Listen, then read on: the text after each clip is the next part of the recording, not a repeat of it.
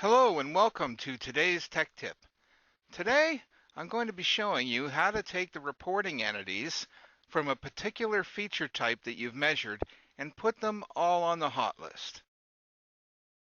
The easiest way to do that is, again, from the programming browser, right-click on the segment name, make sure it's open, of course, and I'm going to say select whatever it is that I want to do. So I'm going to select holes because I happen to have 4 holes here, and you can see they're orange in here, which means they're selected. I also have the reporting entities unhidden, just so you can see what's going on here.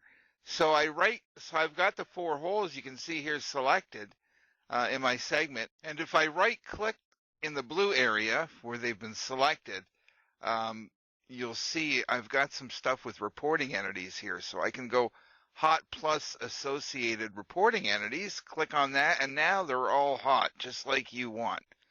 I hope this helps. Bye for now.